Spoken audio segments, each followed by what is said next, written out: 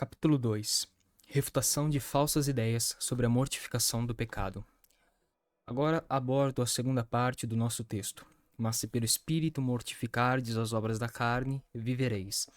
Mortificar as obras da carne não deve ser interpretado de forma a englobar a dimensão das obras religiosas do corpo, pois essas devem ser valorizadas, nem as ações naturais do corpo, como comer ou beber, mas diz respeito às ações pecaminosas realizadas pela carne e que derivam das tentações e sugestões de Satanás, ou das imposições corruptas de nossa própria natureza pecaminosa.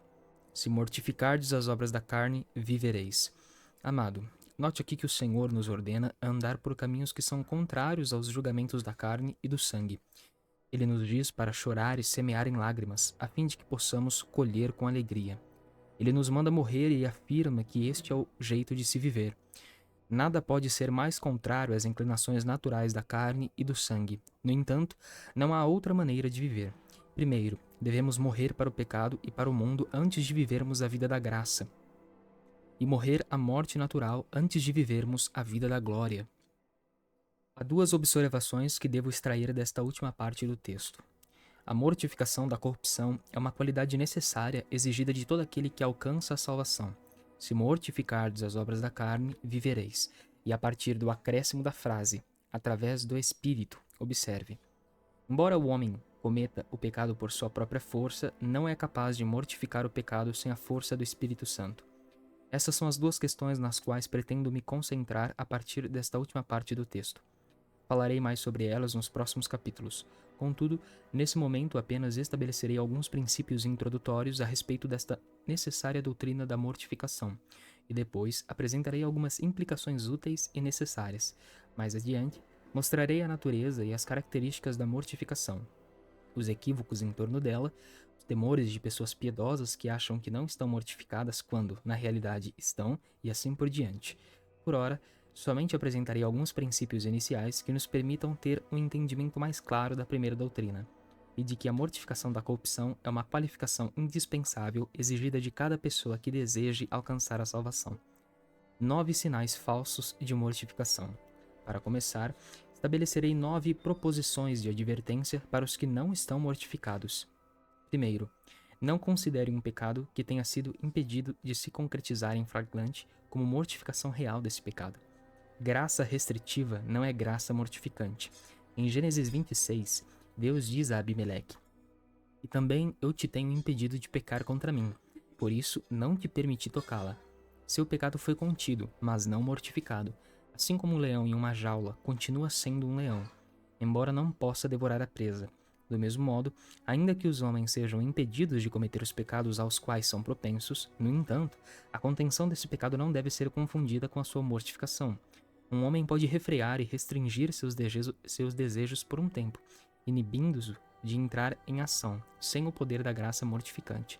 Ele pode conter um desejo por muitos anos sem nunca mortificá-lo. Portanto, afirmo, não considere mortificado um pecado que meramente tem sido restringido. 2. A apatia quanto a cometer determinado pecado não é prova infalível de que o pecado foi subjugado. Não considere uma indiferença presente com relação a alguns pecados como mortificação verdadeira e salvadora. Eis um grande equívoco com que muitos homens se deparam, porque não têm desejo algum de cometer determinados pecados aos quais sua instrução os faz rejeitar. Por conseguinte, pensam que uma obra de mortificação e santificação foi forjada dentro de si.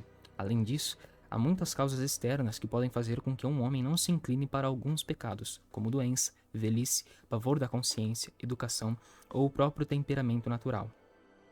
Um homem pode ter falta do entusiasmo típico por cometer certo pecado porque está doente, embora noutros tempos fosse um bêbado ou um adúltero, ainda assim, porque foi desregrado e prejudicou a própria saúde, já não tem o desejo ou condições de continuar a cometer tais pecados.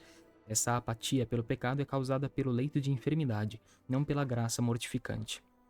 Uma capacidade de pecar pode resultar da velhice, uma incapacidade de pecar pode resultar da velhice na qual o vigor de um homem se deteriora e esvai, e assim ele se torna incapaz de cometer os pecados de adultério, embriaguez e outros mais nos quais se comprazia. A relutância em pecar pode surgir de um pavor da consciência. Quando Deus lança os lampejos do fogo do inferno na face de um homem, faz com que se abstenha de pecar por um período de tempo, enquanto o pavor se apodera dele. Como a tempestade faz amargar a cerveja nos depósitos, quando Deus troveja sobre a consciência, torna amargo e azeda o pecado, de modo que, por um tempo, o homem não desejará buscar tal pecado. No entanto, essa não é a obra da graça mortificante sobre o coração, mas o pavor da consciência que prende, assusta e aterroriza o homem, tornando-o apático na busca por esse pecado. A hesitação no pecado pode derivar de uma boa instrução. Os princípios morais de um homem podem impedi-lo de cometer vários pecados grosseiros e escandalosos. Alguns homens não estão inclinados a certos pecados por causa de seu temperamento natural. Embora todo homem tenha dentro de si o potencial para cometer qualquer pecado, contudo, há alguns pecados a que por natureza estão mais inclinados do que outros, de acordo com sua índole e constituição. Um homem de temperamento colérico é mais propenso à ira, e um homem sanguíneo é mais inclinado à impureza sexual e assim por diante. E, por esta razão, há muitos pecados que são menosprezados por conta do temperamento natural, como, por exemplo, Lutero nos diz que, em toda a sua vida, nunca sofreu a avareza. Ora, tal coisa não procede da graça mortificante, mas do temperamento natural do indivíduo. Um dom da natureza lhe foi dado pela graça comum de Deus, e não um dom da graça redimida e mortificadora. Permita-me ilustrar isso com uma metáfora conhecida. Suponhamos que você coloque um cão e uma ovelha juntos, e jogue carne diante da ovelha e grama diante do cão. Nenhum deles comerá o que está à sua frente. A ovelha não comerá a carne e o cão não comerá a grama. Isso é consequência do temperamento natural das criaturas. O mesmo vale aqui. Os temperamentos inatos inclinam os homens para alguns pecados e os afastam de outros. E deste modo, a recusa aos últimos pecados não deve ser creditada ao poder da graça mortificante. Portanto, amados, vocês não devem atribuir à graça mortificante aquilo que é meramente o resultado de uma doença grave da velhice, dos terrores de consciência, da formação ou do temperamento e da estrutura naturais de um homem. Terceiro, a verdadeira mortificação inclui pecados interiores e secretos, bem como pecados exteriores e escandalosos. Não só as concupiscências da carne devem ser mortificadas, como também os pensamentos da mente.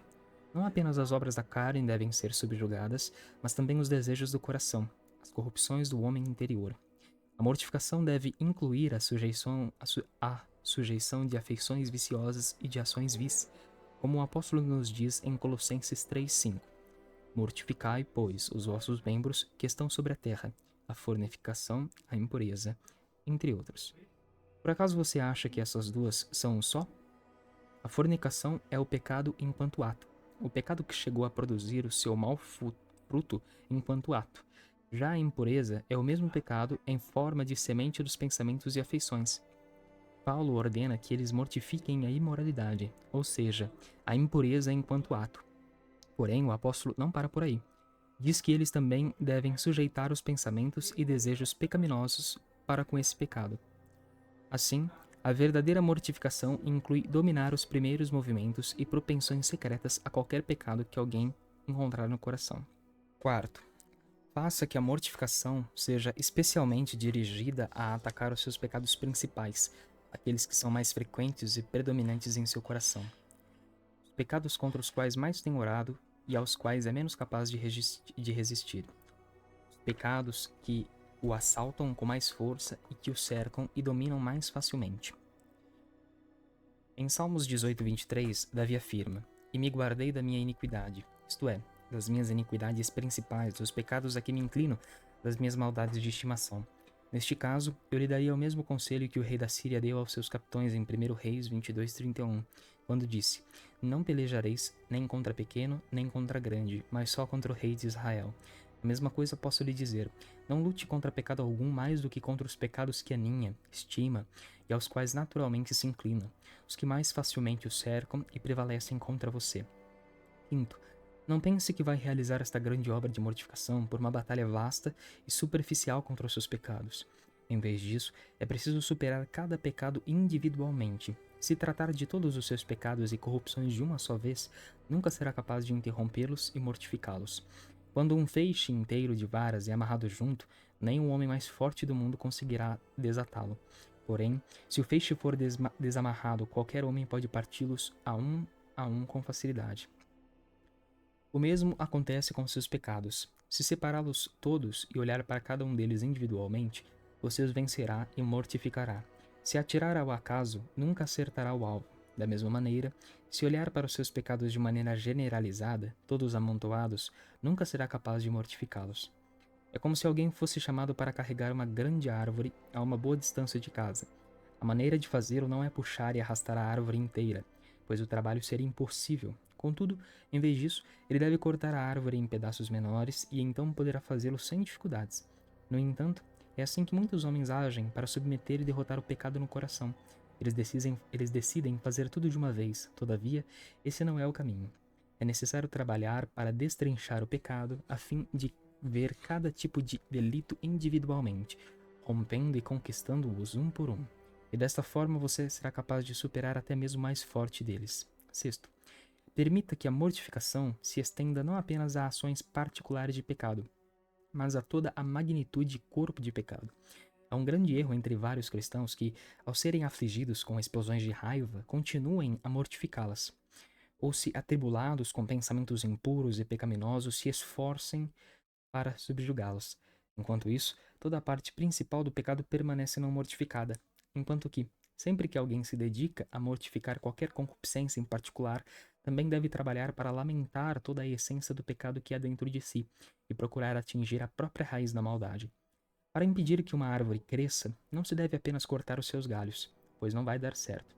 É necessário arrancá-la pela raiz. De igual modo, você pode cortar um pecado após o outro e fazer com que esses ramos murchem. Porém, se não arrancar o pecado pela raiz, a poda dos ramos só fará com que as corrupções se espalhem ainda mais. Se não os mesmos pecados, então outros. E pode ser que pecados piores do que os anteriores cresçam no lugar. Quando Davi lamentou seu pecado de adultério, também pranteou sua própria natureza pecaminosa. Eis que em iniquidade fui formado, e em pecado me concebeu minha mãe. Isso demonstra que, ao tratarmos de mortificar qualquer pecado específico, devemos também lamentar e lutar para submeter todo o conjunto do pecado. Quando der início ao trabalho de mortificação, faça-o na força de Cristo e não na sua própria. Como disse anteriormente, você peca por sua própria força, mas não é capaz de mortificar o pecado com sua própria força. Se pelo Espírito mortificardes as obras da carne, vivereis. Somente uma flecha tirada da aljava de Cristo pode matar os seus desejos. Portanto, não dependa de sua razão, entendimento ou conhecimento ao realizar esta grande obra de mortificação, pois embora possa descobrir seu pecado e o perigo que ocorre por causa dele, ainda assim você não será capaz de subjugar esse pecado por sua própria força. Mediante a fé estáis guardados na virtude de Deus para a salvação. Não lute contra o pecado confiando em sua própria capacidade, pois você não passa de uma pena diante de um turbilhão. Não tem poder em si mesmo para resistir à tentação mais débil ou para submeter a menor corrupção. Em vez disso, faça como Davi quando teve de enfrentar Golias, um grande e poderoso gigante. Ele era apenas um pobre rapaz. E o que Davi fez? Ele conta em 1 Samuel 17,45. Tu vens a mim com espada e com lança e com escudo. Porém, eu venho a ti em nome do Senhor dos Exércitos, o Deus dos Exércitos de Israel. Então agora, ao enfrentar pecados e paixões descontroladas, faça-o na força do poder de Deus. Esta é a única maneira de vencê-los e subjugá-los. Oitavo. Tome cuidado para não permitir que o pecado permaneça em seu coração sem controle. Pelo contrário, trabalhe para mortificá-lo à primeira aparição. Quando sua natureza começar a se aproximar de um pecado, esforce-se para erradicá-lo no mesmo instante, pois é mais fácil manter o pecado fora de nossa alma do que expulsá-lo após ele ter se entrincheirado em nosso coração. O pecado é como uma cobra. Se tão somente conseguir enfiar a cabeça num lugar, logo enroscará todo o corpo. Assim, se acalentarmos e acolhermos os primeiros movimentos e inclinações de um pecado, ele logo se instalará em nós. O pecado é como o transbordar de um rio caudaloso. Uma vez que a água ultrapassar as margens, se não for interrompida rapidamente, logo inundará todo o prado. Assim, se deixarmos o pecado à vontade, quando aparece em nós, ele mais que depressa dominará o homem inteiro. Nono. Por fim, quando tiver mortificado um pecado ou resistido a uma tentação pela força de Cristo, não se sente e pense que seu trabalho está terminado. Porém, espere por outro confronto. Sua perversão lhe sobrevirá mais uma vez. O diabo ainda conspirará contra você, enviará uma tentação após a outra para frustrá-lo, se puder. Deus, em sua grande sabedoria, permite que o inimigo faça isso para nos humilhar e ensinar a ver que temos razão permanente para montar guarda e manter vigilância constante sobre o coração. E que, enquanto vivermos, precisaremos da graça mortificante. Como os galhos de uma árvore, mesmo que você os corte, brotarão novamente. Assim, quando tiver mortificado uma corrupção, outra aparecerá. Embora tenha eliminado um desejo hoje, outro poderá surgir amanhã. Se o orgulho foi mortificado hoje, então a ira, cobiça, pensamentos mundanos ou coisas semelhantes poderão brotar amanhã. Com isso, percebemos a necessidade de vigilância constante. Devemos manter guarda na torre de vigia.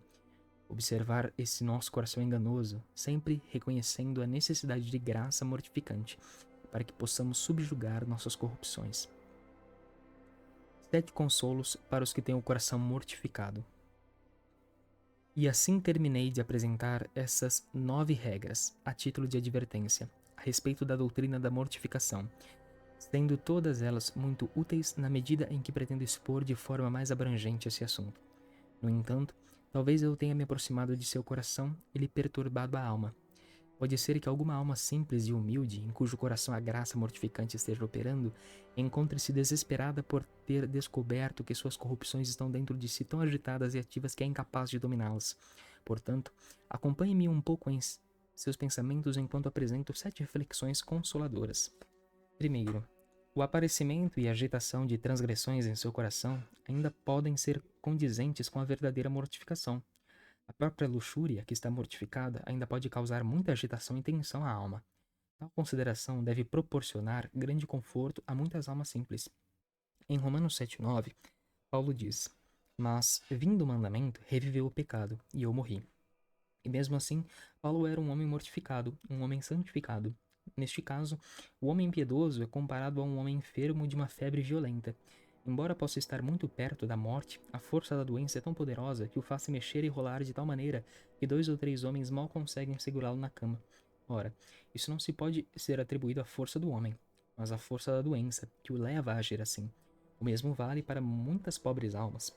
O pecado pode estar muito próximo de sua morte e mortificação, e ainda assim se agita e se enfurece com mais violência do que nunca.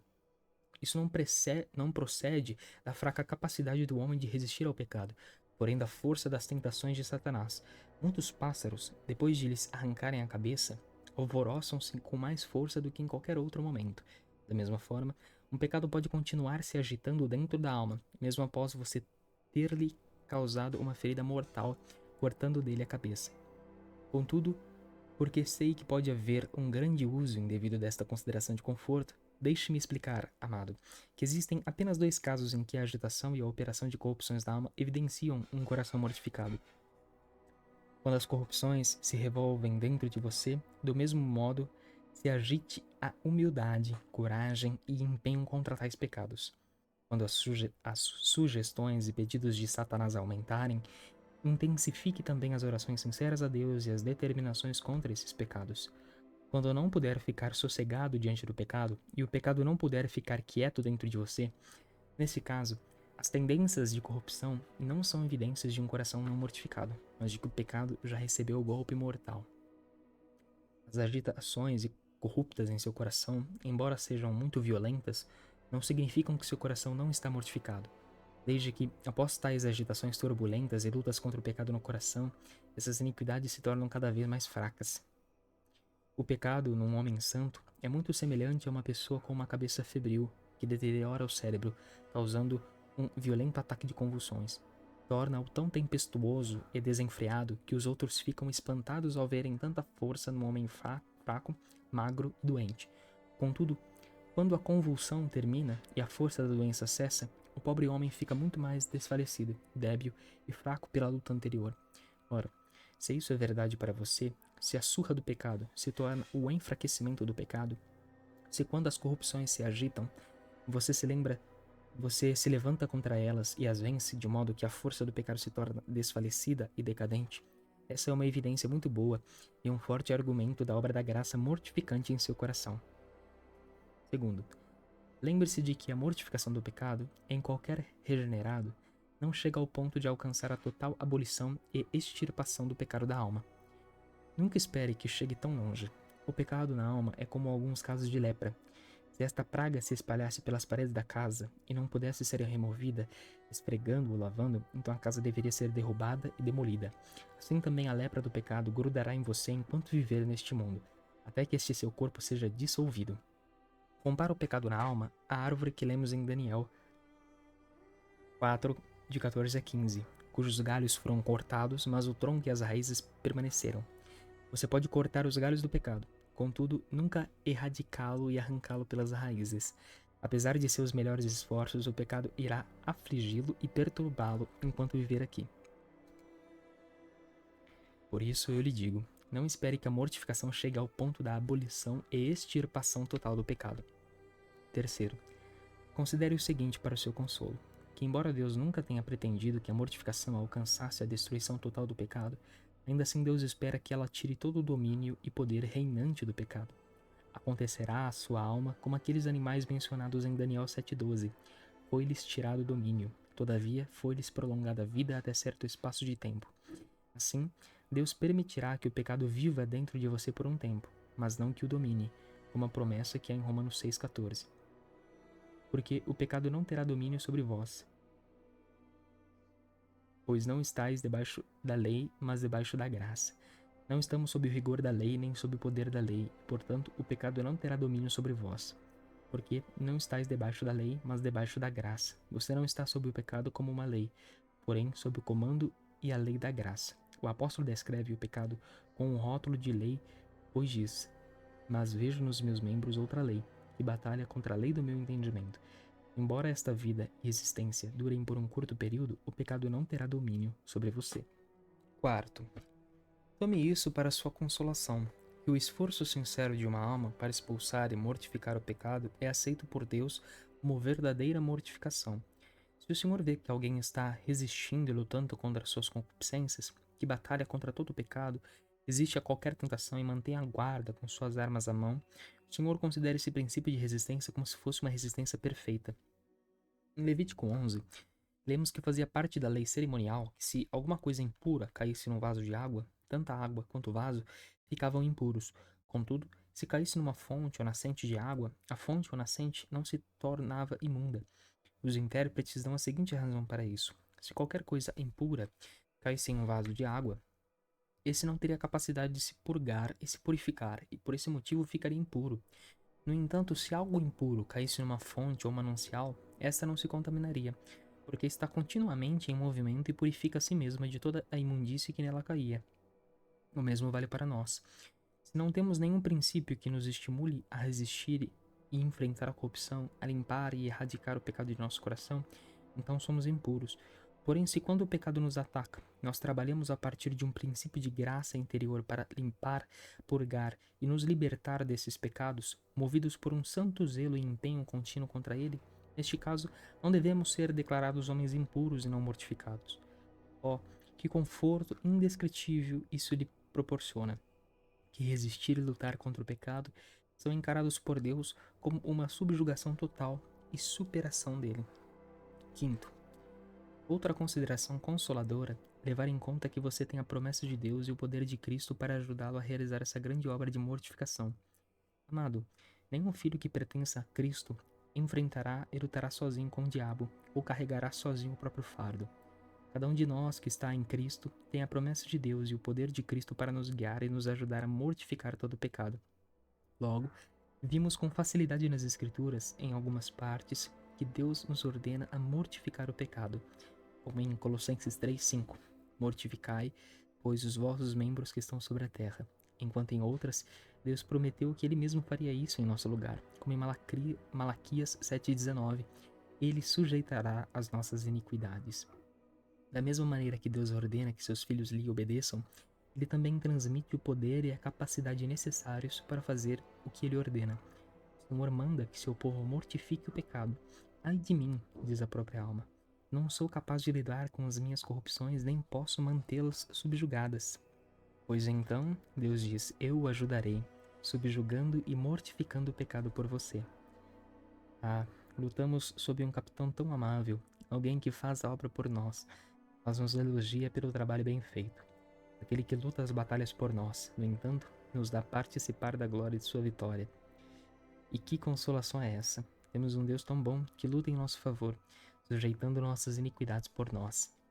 Sexto, outra ponderação é a que se segue.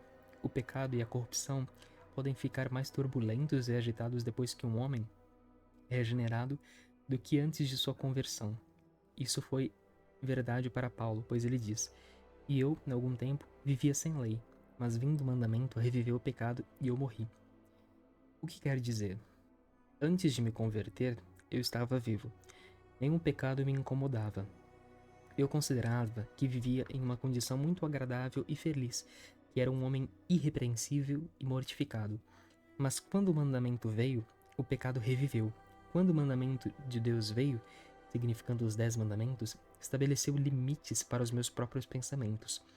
Foi-me dito que eu não deveria ter pensamentos pecaminosos ou cobiçosos, e se os tivesse, esse pecado por si só seria suficiente para me condenar, ainda que fosse inocente em relação a todos os outros mandamentos. Sim, quando este mandamento veio, então o pecado reviveu e eu morri, ou seja, achei-me em uma condição perdida e arruinada e sem um Salvador.